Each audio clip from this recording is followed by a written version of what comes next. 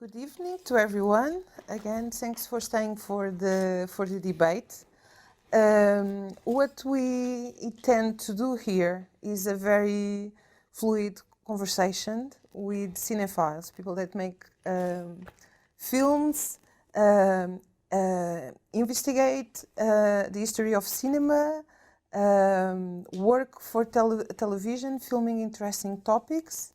And we will be discussing some of the issues that raised whilst programming this festival, the issue of the need to put on the spotlight the work of women filmmakers, and also how everything is interconnected and how there's a lack of awareness of the role of women in history.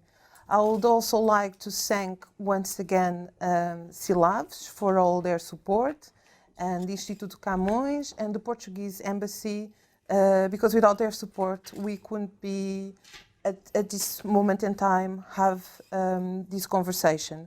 I would also like to call your attention, if you have any questions, we'll have a brief conversation and we will open for questions from the audience. So if you are interested in these topics, here is your chance. Please don't be shy. We are here precisely to try to address these issues. On my left, I have the filmmaker of the film we've just screened, Marta Pessoa, that came all the way from Lisbon to participate in this debate and screen the film. Next to me on the right side, I have Maria do Carmo Piçarra. Maria do Carmo Piçarra is a very relevant film historian. I just mentioned I've been a stalker of her work for most of my academic life. She wrote profusely, just not just on African cinema, but also on the relationships between our dictator Salazar and film. And her topic of interest also, of course, includes this field of work of women, colonialism, and film.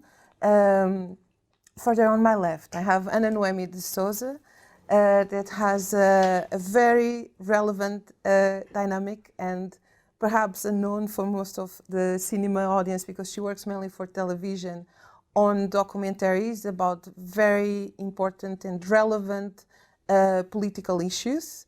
And I invited Ana precisely because she has a different experience to Marta. All her work is based mainly outside Portugal, and it's where it's broadcasted, so it will be interesting to compare the experiences. To kick in the conversation, I would like to ask Marta precisely why the idea to make this film, where the idea arise from, what was the background to decide to tell this story? Well, when I decided to go ahead with the production of this movie, I was very interested in the invisibility of some people, or some areas of the society, historical visibility. And speaking about invisibility in Portugal meant working in the dictatorship years. There were 45 years which left a very strong legacy. In the 40 democratic years, there was no effective mourning of the dictatorship from Salazar's period. Lots of loose ends, so I was struggling to try to understand what made the democratic country live so subdued in still with the dictatorship. Lots of ghosts, and the strongest feeling that I met was that the ones who were really invisible in the dictatorship period were women.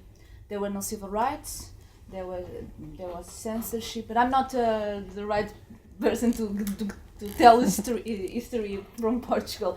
But it was all connected. It was a very, not in a sense, my research was historical one. So connecting all these, I found these women in a sort of personal manner. My father went to war. My mother waited for him. I studied in a school meant for the daughters of the military who went to war. So all my friends, when I was 10, their fathers went to war. They were orphans. They were daughters with which the parents were at the nerves, nerve problems. So it was something that was always present when I was growing up. I am what I like to call it a child of the 1974, of the revolution. I grew up in that democratic young frenzy, knowing a lot about the dictatorship period, but knowing at the same time that the weight of the dictatorship was still very present in the minds and the lives of especially women.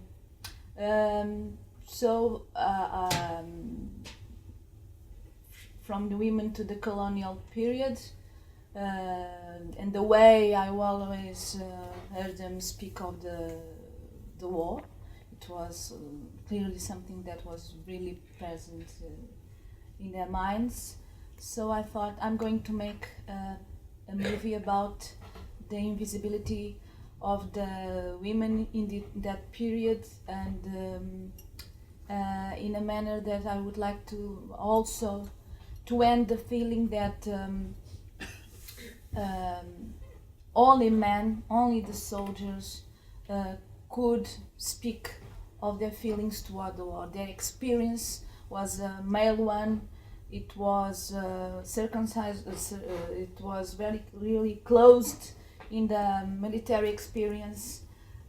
No one else besides them could speak about the war and the aftermath on all the problems of the war. And I thought, what about the women? What about the children? Their parents? What did they feel? So I'm going to make the movie and showing the effects of the African war in the society at that period. What was the reaction in terms of your engagement? How was the film received in Portugal? How did the military react to the film? Did they believe it was a good portrait? And how did the women react to the film? The women quite really well, in a very emotional way. It all makes sense to me. It was I don't know. I can't express the way I felt with the feedback they gave me. They were really happy. They wanted to speak, and they did, and they thanked me for that, and it was rewarding. I felt really happy. But at the same time, men, it was a different story, especially the ones who went to war, who were there. They thought I was too young, so I haven't lived in that period, so I couldn't possibly know. I was a woman. I was making a movie. It was the first. I think they would react better if I was a young boy. So they can express. I don't know. One of them told me exactly this. If you were my son, I would understand. because I could speak about my experience, and he would know how to feel. So it was not. Some of them thought it was very important, something historically important, but mainly in a very cold manner. They respected the nurses, of course, the nurses. The women who stayed, men thought, okay, they stayed, of course, they had to wait for us. And the ones who went to Africa, especially the soldiers, not the military, but not the lieutenants or the captains of the military hierarchy.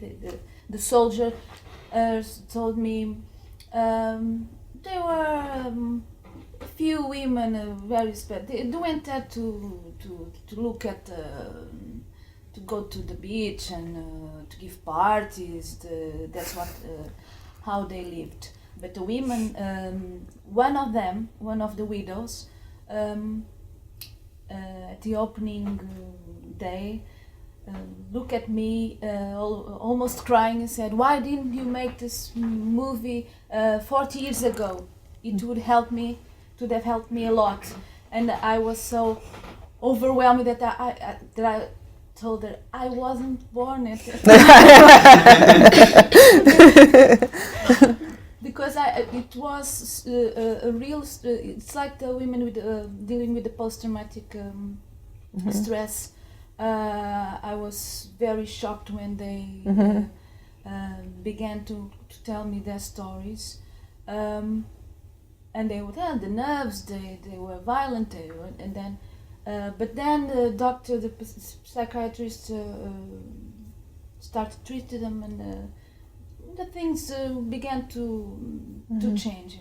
What was the year that happened? 2001, 2005, and I began to do the math, and I thought, oh my God, they spent all these years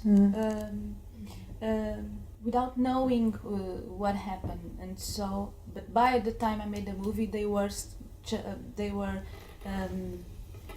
dealing with the problem, and they reacted quite well as part of the process. They thought it was an important film, a good part for the process of dealing with the situation. So it was more than emotional reaction than aesthetic, aesthetic one. Only the younger generation were the ones who made the scenographic and filmmaking and cinematography. The make questions. The other were very emotional reaction. At this stage, it would be interesting to know from Maria do Carmo Piçarra, because you're doing all these kind of archaeological work, because you're finding from the archives how women were being represented in colonial films. So it will be interesting as a counterpoint to Marta's film about women telling their story now. What was being represented then, and if it was just, do you consider it was just a male gaze, a male perspective? Were women even filming Africa as well? What can we see from these archive films? Well, thank you so much for inviting me here. My English is not so brilliant as I would like to be, but I'm going to try to communicate. In fact, there were women filming in Africa from a very early period. For instance, two British sisters, the Cotton Powell, filmed Angola in the 20s. And most part of the people don't know Cotton Powell's films. They weren't educated. but their father was an adventurer, and Cotton Powell's sister went to Angola, and they filmed in Angola, and 6 hours of film, and it's quite amazing.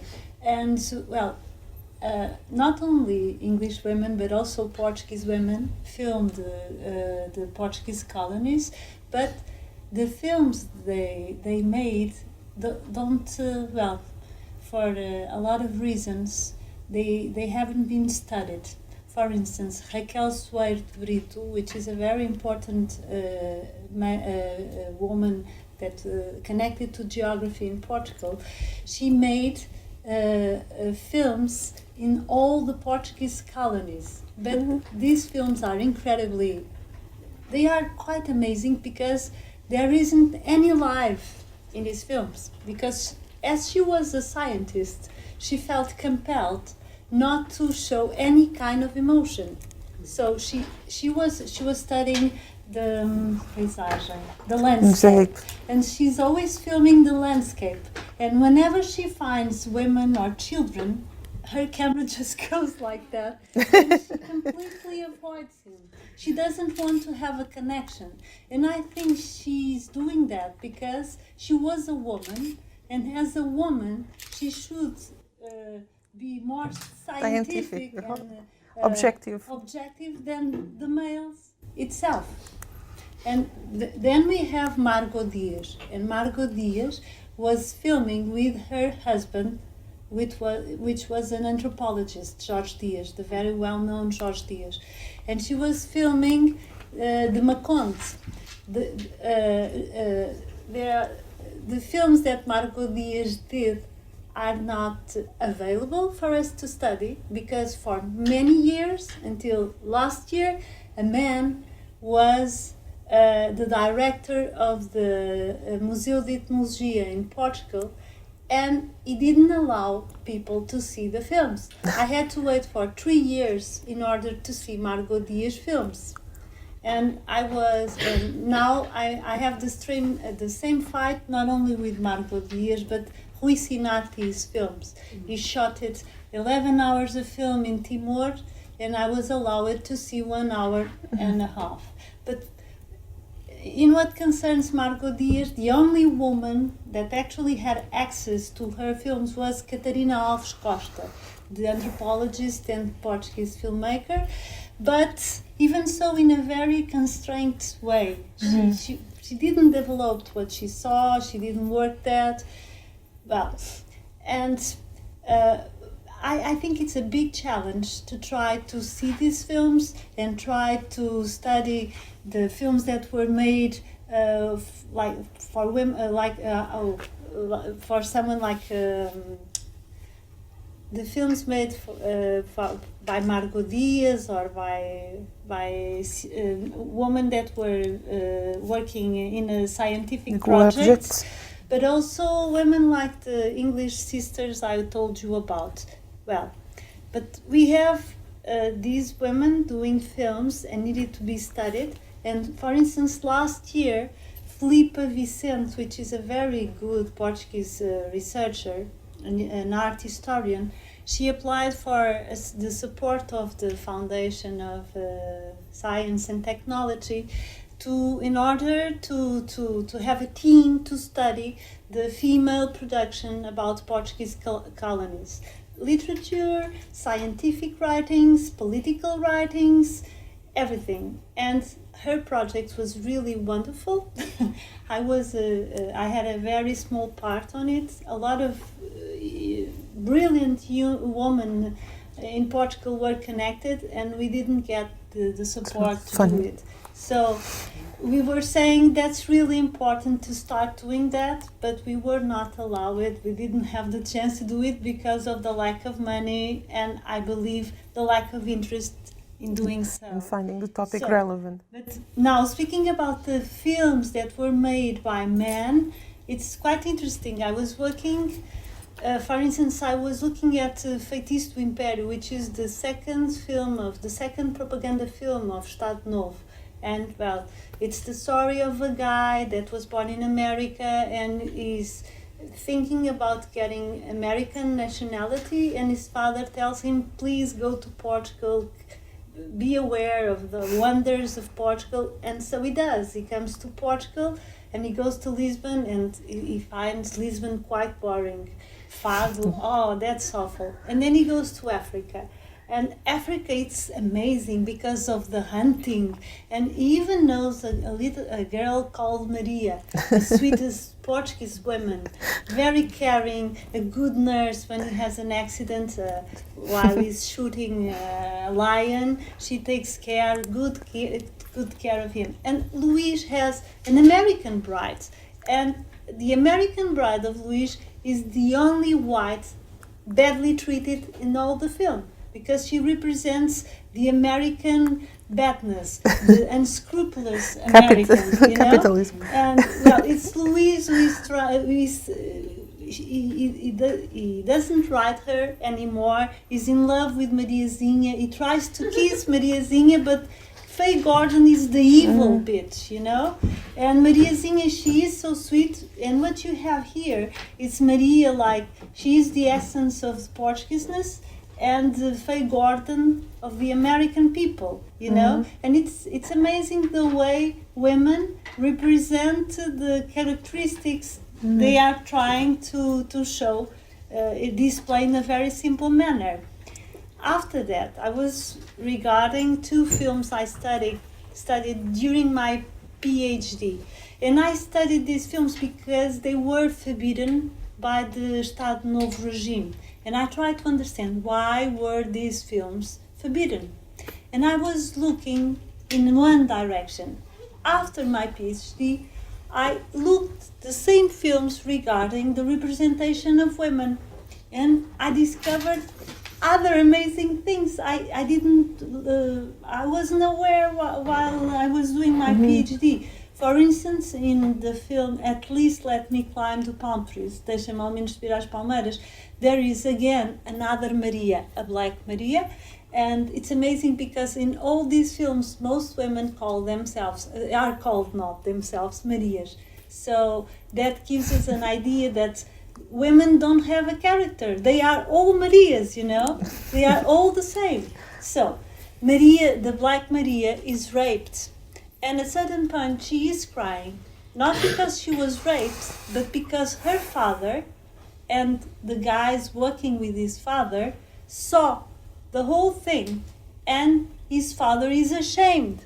And the other men are telling him, please go and give the guy a punch.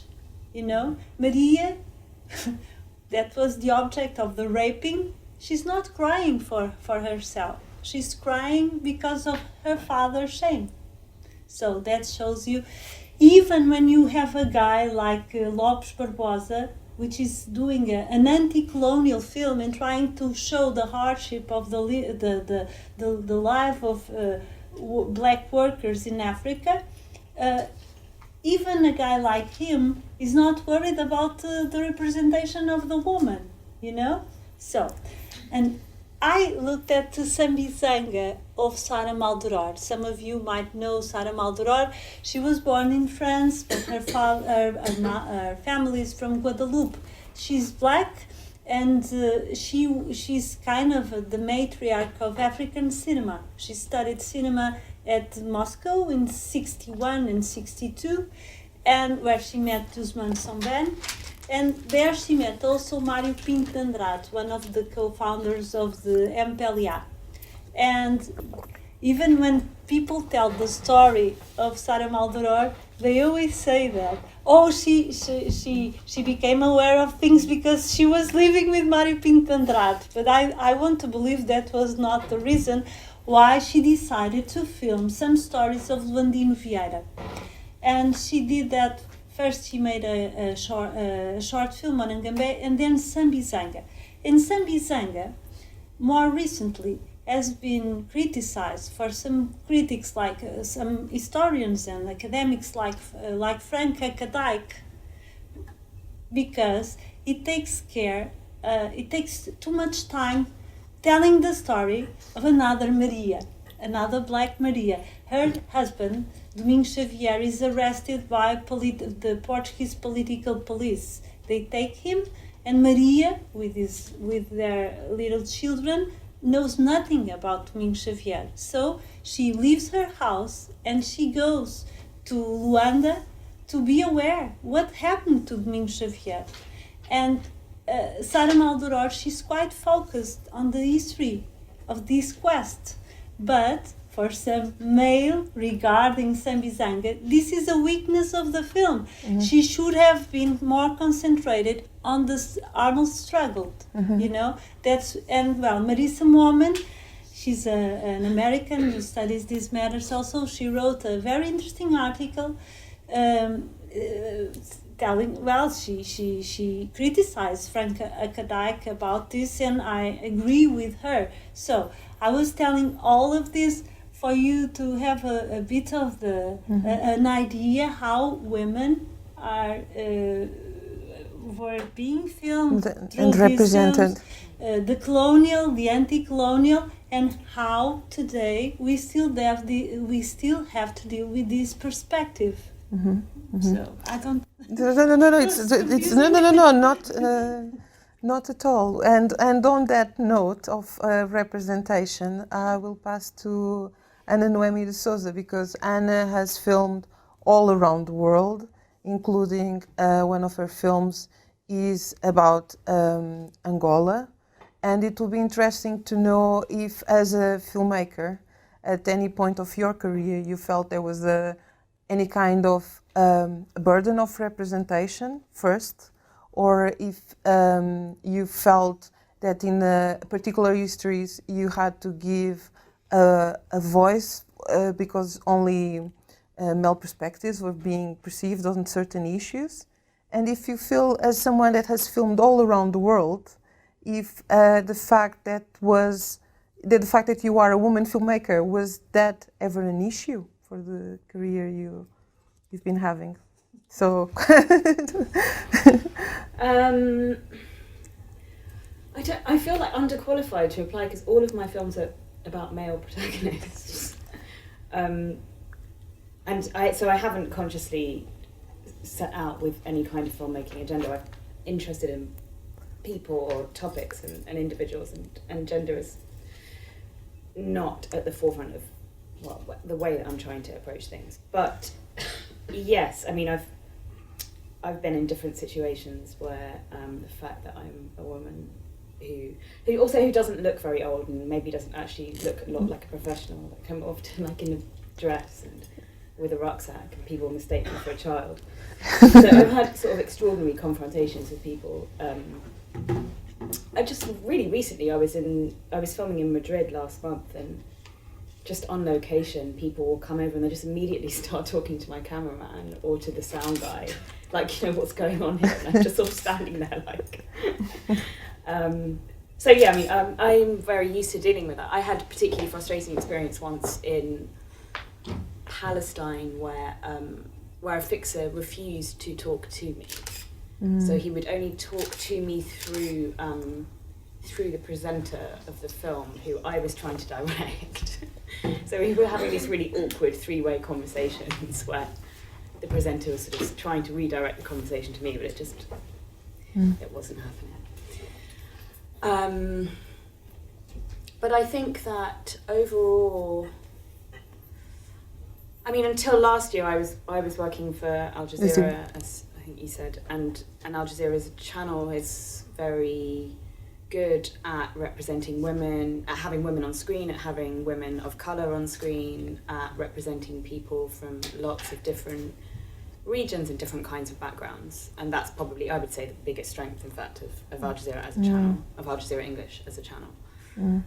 Which doesn't mean that it's free, any more free of, you know, of problems and constraints like any other sort of channel. I think that I would probably disagree with this term of invisibility. We were just talking about this.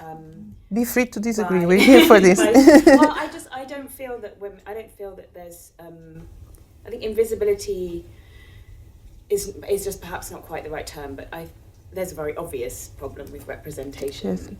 and structures and very sort of patriarchal structures in which women are not represented. And I find that in documentary, in television in particular, there are a lot of women working. There are a lot of women commissioners and executives very high up in lots of television, I think, especially here, in fact. But I don't think that you see in cinema, for example. I don't think you could say the same thing. I don't think you could say the same thing. Yeah, I'm not sure whether that really answers anything. No, it answers. It's also, I think, for Portugal as well, the issue is with the cinema and how films are distributed and how the work of women is distributed and seen by a large amount of people and perceived in a certain way, perhaps. No. Can I just say Yeah, something? yeah. Because to me, an obvious case is Susana de Sousa Dias. Yes. She's an amazing director. She makes very important films for Portuguese questioning, because I was listening to you and what you were saying has, I don't subscribe everything José Gil writes, but the afraid of being, the non-inscription José Gil talks about, the being afraid of exist in Portugal, somehow Susana Sousa Dias, she's been doing films against that, and I think she lacks visibility even in Portugal. After she made 48, when she presented a project of a film to the Institute of Cinema in Portugal, she was classified with an even worst score she used to have. After all the prizes, 48 ones. Yeah. Yes. That's the issue. And I imagine that, Marta, you probably have some issues of that yourself. Yeah. Regarding 48, I remember the first time it opened in Doc Lisboa. It was part of the official selection in the competition. I had a movie there too. And everyone saw the movie and it was heartbreaking. But then the awards, the ceremony, no one spoke about 48. It just vanished. It was a great experience. Everybody who saw it loved it. It was the strongest movie besides mine. I went to the ceremony. I didn't know who had won, and I was listening to the justification of why they gave the award, but they gave the justification first and then the name. And I thought, yes, it's 48, it's 48. And then another name came up, and I thought, that's impossible. And that was like, it was set aside. But I have an experience, because I don't work only as a director, but as a cinematographer. And that is yet another story. Curiously, I made a movie in Lisbon, but I worked as a cinematographer after making this movie in Africa. As a cinematographer, first in Guinea-Bissau, and two other times, two other movies in Angola. But in the first time was Kenya, and it was a lot of questions. Now a woman camera woman is going to be quite bizarre. The religion. So it was very uncomfortable. But then I went with the camera crew. We were only three. The director, the soundman, and the camera woman. No problems. The Portuguese crew had some resistance. Not in Africa, but they felt it was going to be difficult. But we were shooting in a village in Tabanca, and when someone asked to go make something with the scene with the women, they sent me alone. Not the director and the soundman stood aside, and Marta, you go and shoot something with the women. And I thought it was so bizarre. They didn't want me to go. They chose me, so they want me to go. But they were quite resistant. I don't know how the Africans would look at me, a camera woman. But then when I went there, it was fine. No problems, because I wasn't a director, so they know, they look at the man director. I had no problem at all. No confusion there. But shooting the woman, they didn't want, the director didn't want to be there. So you go alone, so they won't feel. They were fine with me and with them, but they were. They thought there'd be a problem with a man and with a woman, the Portuguese.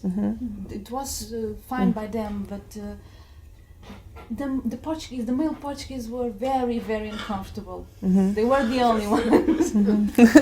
And so it was my experience, and it was bizarre. I imagine. Anna, in terms of filming about because you had that perspective of filming about Angola and putting your vision and your perspective on the topic. How did you find it? Was it a successful experience? You had good feedback? You felt you could, you were allowed to make the film you had envisioned, because it's such a complex topic. So I think, so for those of you who don't know, which is probably everybody, I made a film in 2012 about some activists who were organising the first anti-government protests for a very, very long time in Angola, for historical reasons. And I filmed 3 of them, 2 of whom are currently on trial in Luanda, actually this week. Their trial started on Monday, and who have been accused of plotting a coup to overthrow the government because they were reading a book by Gene Sharp. They were arrested in a book club. And anyway, that's the background. At the time, they were inspired by the Arab Spring and by events in Egypt and Tunisia, and they tried to organise a protest in Luanda, and they called for a protest at midnight it was August of 2011. And I think 10 people turned up, and all of them were immediately arrested. And then when they were released, they went back, and very slowly this sort of protest movement grew. And I was filming them the following year, which was the year of the last elections. I think that the biggest constraint, unfortunately, with all of the films that I've made recently, is that they are television. They're a television format, so they're all half-an-hour films, and trying to tell complex historical stories in half an hour is very, very difficult, and inevitably frustrating, because everything is more subtle. And television is not the right format really for subtlety. And the sort of filmmaking process within television channels means that you're conforming to other films in the same series as whatever you're making. You're conforming to there are a lot of people with a lot of opinions involved. So it's like those kind of sketches of Hollywood producer things where people sit around a table and occasionally say really stupid things to you that you have to put in your film. Well, ways that you have to do it, other people's opinions that you have to satisfy, and that is very difficult. And I don't use voiceover narration in any of my films, so actually telling a kind of concise story is very difficult. And in this particular film, I wanted to address the fact that the reason that these tiny protests of 10 people was so significant was because in 1977 there was a huge massacre in Angola. There was a sort of what's called allegedly an attempted coup or a protest, depending on what side of the history you agree with, and a lot of people died, and it created a huge culture of fear in Angola that has lasted really until now. And so they were kind of breaking out against this taboo of fear, and that was what was really incredible. And that ended up being summarised in sort of one line on a speech bubble on screen, because people there's no footage of it, so it's not visual. So let's just get it in and get it over and done with.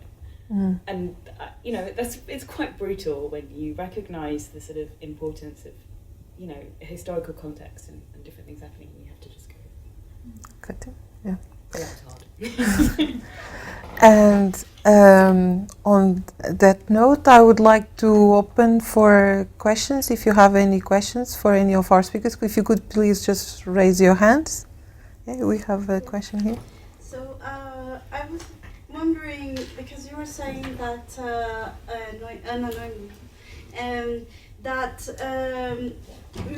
you disagree with the term invisibility, and in a way I have to agree with you, because unfortunately, if we're thinking about film, since the beginning, the early ages of film, women have always had visibility. We're visible, just like with painters, right?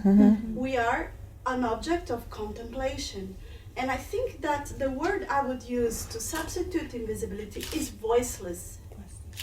Because we're not giving voice in terms of who gets to decide who goes where. And being a filmmaker, I come from Brazil, and in Brazil now we're starting to have voice. We're seeing a lot of women filmmakers, and actually Susana de Sousa just had a very good impression. She made a great impression in Brazil in the festival at Tudo Verdade, documentary film festival in Brazil. I had the opportunity to see her in Berkeley like a few years later with the same film 48, which was it spoke straight to the heart, because we do share a similar past of many years of dictatorship and torture of women, and not just women. But I was thinking about the idea of Cassandra based on your comments, because Cassandra, the daughter of Priam in the Greek mythology, she was blessed and cursed at the same time by Apollo, who made the romantic advances toward her, which she didn't want, which is that idea of she gets to see everything, she gets to read minds and see the future, but no one will believe her. Whatever she says, no one believes her. So I feel like a lot of times filmmakers nowadays are speaking, but my question to you who are making films now is, how much are you given credit for in terms of that voice that you are experiencing as filmmakers? Boa pergunta, Marta. Yes. Sim, It's for the filmmakers. Yeah. The filmmakers. Do you want to start, Anna, perhaps, and then we got to Marta? Yeah, I mean, I would say that what women lack is protagonism and agency, more even than a lack of voice. I think that they are given a voice to say certain things, or women are permitted to do certain things, and you see this also in the kind of way, the issue of women being punished on screen. No, women who are like too strong, or women who stray, or women who break the rules. This sort of wave of kind of violence against strong women in cinema, I think contemporary cinema is kind of a backlash against that. I don't know whether do I feel like I could know. It's an open question, so Yeah, I don't write. Marta. I don't know. Credit. It's a strong and difficult heritage more than anything else, and everything is connected to that, and it's quite difficult to get over some historical and wave of the way of thinking. But I don't know. I seldom think about do they credit my work? Do they? To anyone? I just keep on working and expect that I'm treated equally, with equality, with gender equality, and I go one step at a time, trying to break the barriers, so I don't have I don't overthink it. I guess I don't like to so I don't want to be every single time I try to make a small move, if I have to think am I doing this as a woman? Am I being? Am I in the right way? And all the past. Should I remember all the questions happen in Portugal, and I go one step back and another. What happened? The white Marias, the black Marias, the so and so Marias, and all that. It's so I don't think I'm not invisible. The women during the dictatorship were invisible, and I think not speechless, because they were created, because they weren't quiet because they couldn't speak. They were made. They were created by men. In that sense, I think they were in fact invisible, because that women did not exist. That was something else. But now we exist. But another thing that exists is this, the prejudice and history and a country still ruled by men, and it's quite hard to get over it, because I think Portugal was never motivated to the human rights.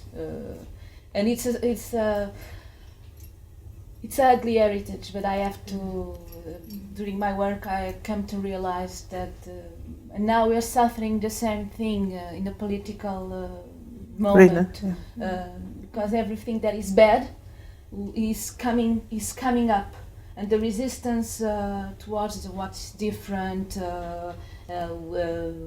civil rights, it's all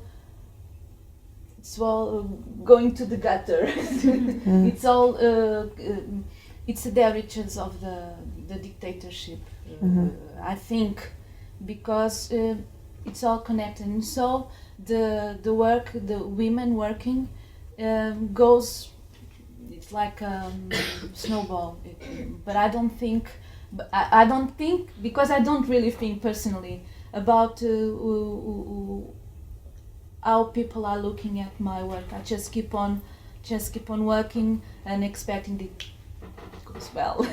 Okay. Carries on with the work.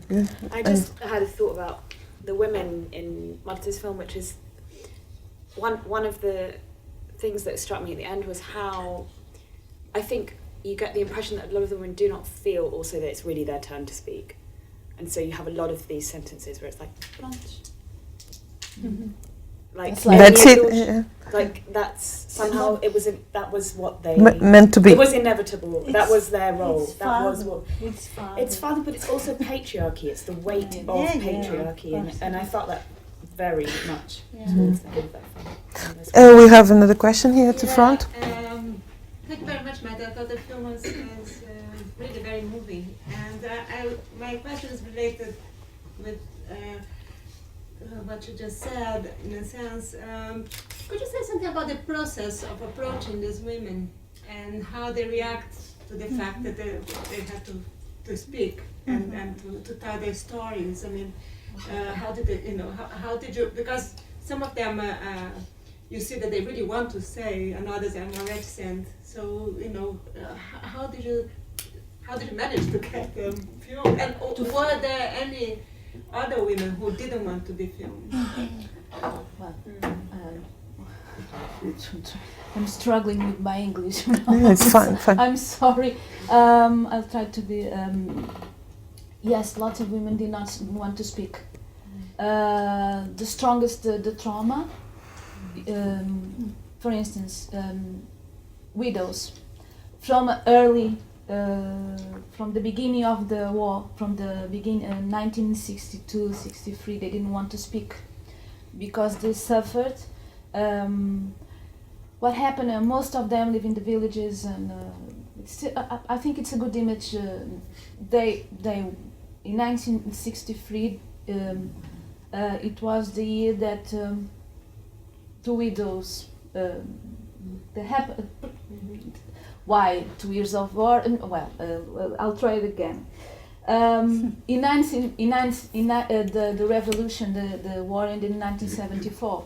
So there was a lot of years before the revolution, and they were widows for a long time, and they were expected to mourn and to disappear in their houses, wearing black, speaking to no one. The widows in the film were from the 70s, and then there was the revolution, so they wanted to speak. They really wanted to speak, and they need to speak. They needed to speak, and they still need to speak. But the early widows suffered from, they still feel that it's not right To speak out. To speak out. Do they feel guilty because they are alive and their husbands are dead? Yes, it's their fault because now their children, they don't have a father, but they couldn't get married again. Mm-hmm. They have to be war widows. Widows from the early 1960s. I spoke to some of them. They didn't want to speak. The wives of the but the really but the real the ones with no legs and quadriplegics were really deep in their problems. They didn't want to speak, and some of them were like the ones in the movie. The husbands didn't want them to speak, and I spoke with a lot of them, and they say, okay, they were quite excited to express themselves, to have a voice after all the silent years. In 2010 they speak. I know their stories, but then there was a point, and I tried to schedule the shooting. They said, it's not right. They didn't say no. They start, no, it's not. I have to do something. I have to go I have an appointment. And at some point, they would say, my husband, don't let me speak. And I was enraged a lot of the times. So in this free case, it was the widows, the early widows, the handicapped wives, and the ones who the husbands don't let them speak. The others in a simple and quickly way. The nurses were easy because the nurses, the paratroopers were everybody know, because they are bizarre in a no other country has just specifics, because they really went to the war zone. And they were a kind of nuns with the nursing background, but with the Catholic one, with very religious, very close to the government, to the regime, and they were very cherished, and they still are. So it was easy to find them, and they work as a whole. They are really they support each other. So it was easy for the nurses, and the others. Some of them I knew because my father was at the war. I have a friend over there she's a daughter of one of the women. She was born in Mozambique exactly because she was born in that time. So some, the blonde one. Some of them I knew, and the others I tried to speak with institutions, and it's like choosing something in a store. That's it. I want to find a widow. I want to find this kind of women, and it was quite easy in that way because there's a lot of women. Because a lot of men went to war. Yeah. It was 14 years of war, so it was difficult not to find someone who hasn't gone through that period without experience wars. So in that manner, it was quite easy to find them, and they always knew 3 or 4 in the same situation.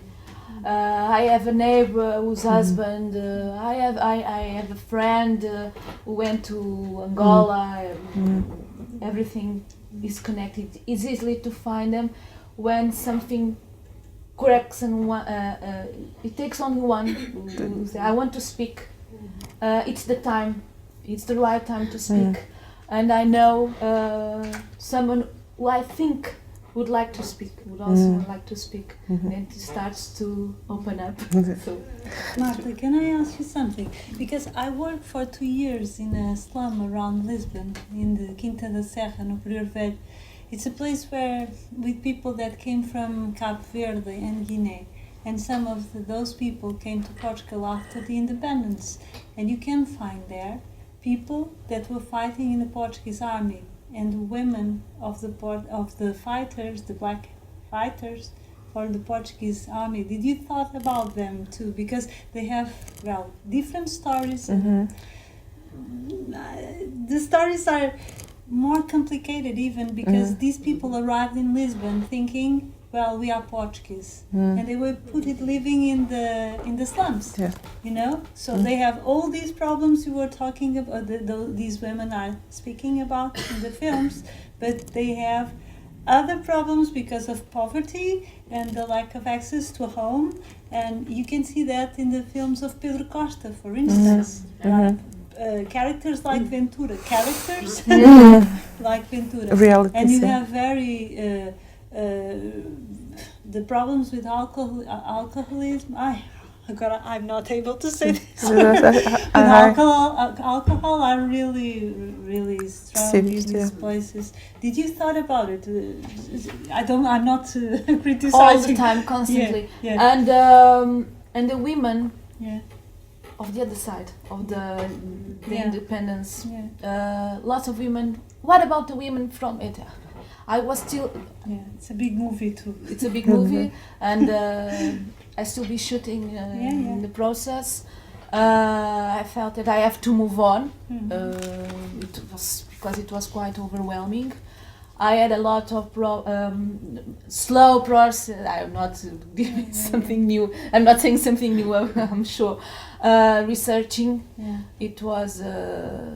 Struggle because I don't come from I'm not an historian so I had to think how to do the research as a filmmaker, and it's quite hard sometimes for me, and I thought about it all the time, but I couldn't find a way in the process to reach that women. But I lived close to some of that. I live in an area where I have. It's quite near the situation. I have a lot of because I live in a community from Cabo Verde and Guinea. I know it's a place where we're very rich, but with real problems, and close to where Ventura lives. So I live in that area, and I thought about it all the time, but I felt it was a struggle because the other thing. I'm sorry, I'm not going to answer with another. Sorry. At the beginning, I want to find the parents, but trying to find the parents, I realized the parents had died. The parents of the soldiers, and it was stupid of me. Of course, I just the war began in 1961, so 50 years. They were really old at the time, and they have died. No one will ever hear the story, the feelings of the parents of the soldiers. It's lost. It's the history is lost. You have that film from António Pedro Vasconcelos. Yes, That's the yeah. That's the only Yeah, one. In my research, I found out, and then I realized they are all dead. But in the process of finding the women, it all come. I know another one. I have a friend, and it all started to. So maybe it was a barrier between these women were on one side and the women you mentioned on the side, so it didn't follow through. In fact, is another project because that women they rejected in somehow when I tried to confront them. What about why? Because they know about the stories of their husbands and other soldiers who had Other wives? Relationships. other wives, other relationships, and children Yeah. with the native With the African women. the natives Yes. with the natives. So they were quite Reluctant yes, to and it's to help really, on that regard. It's very hard to. It's kind of a another taboo. kind of. It's Another kind of- issue another connected with. Now I'm just really aware of time. I would just like to wrap up with a question to Maria do Carmo Piçarra, precisely because you've written a book on Salazar and his relationship with films, with cinema, and it would be interesting to know if, by any chance, from your research, if you are aware of how he dealt in terms of the female in cinema and female characters, and if he had any favorite actress, because we are still under the burden, the skeletons of the dictatorship, and it's always it will be interesting perhaps to know a bit more about his relationship with film and the female. I think a few years ago there were some historians that tried to shed a light on that, and by constructing a cinephile Salazar. He was not a cinephile at all, and he was quite worried about the costs of money. He thought the cinema was a really expensive Costly thing. experience. So who you have in the regime that has a very strong dealing with cinema is António Ferro. But even that's António Ferro as an approach to cinema as an artist and a movies lover, but also a very pragmatic and kind of a German-based one, you know. So by the 36, he develops kind of an integrated politic to the cinema and presents it to Salazar. And I'm still doing research about it, but several devices were created, like the one that's been scarcely studied in Portugal and written about, the cinema ambulante, cinema do povo, people's cinema. It was a moving cinema with two autocars. Two buses? Two buses Two that coaches, went yeah. throughout the country after the beginning of the Spanish Civil War, and the films shown were films like Revolução de Maio.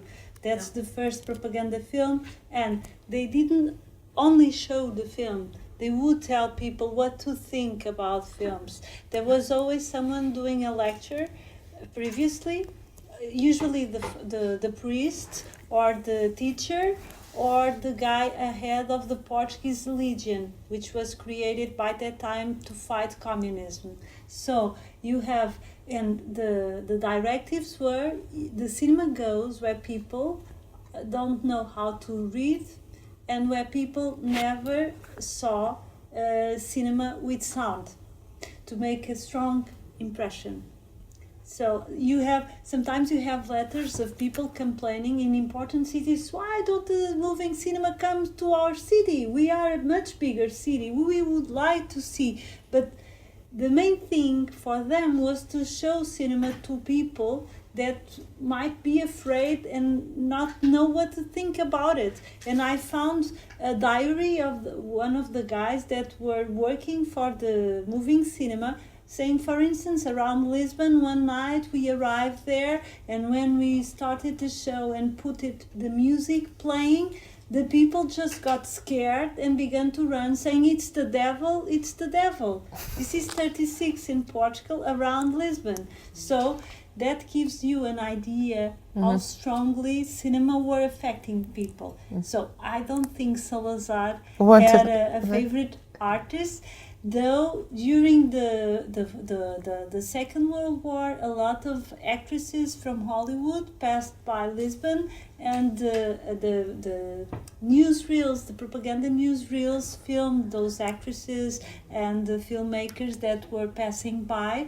And by that period, against the idea that usually is given that Salazar was not very keen on showing himself, well, by that time he was rather keen on showing himself. In fact, A Revolução de Maio has a love story, a very bad love story, and the main character of the film is Salazar. He gives a big speech. António Lopes Ribeiro, the guy which was our Leni Riefenstahl, he went to Russia and he passed by Germany, where he met German cinema. Well, António Lopes Ribeiro comes from Russia, very well impressed with Vertov's work. And Revolução de Maio, which is a very bad film, and you may find it on the internet, very boring, has an ending scene where you have a 15-minute speech of Salazar, and the guy, the main character, which was a communist that came from out of the country to lead the revolution, is completely, wow, everything I wanted to do, this guy already did. So what's the point in doing a revolution? The revolution is already on. So that's what I can tell. It's a good point. It will be another debate, the relationship between dictators and cinema and and how they deal with films. Unfortunately, we have to close. There will be space, a ton of other opportunities to discuss these issues, and especially to continue in next year's festival. On behalf of the team of Utopia and Filmville, I would like to thank you, Marta Pessoa, Carmo Piçarra, Ana Naomi de Sousa, because you gave us such different insights into these topics to our audience that stayed and just decided to become more aware and participate in this debate on a Saturday afternoon, very cold in London. Also, my deepest thanks to Luciana Martins and Silavs. Without them, this wouldn't be possible, together with the Portuguese Embassy and Instituto Camões. And thank you very much, and hope to see you next year at another debate. Thank you.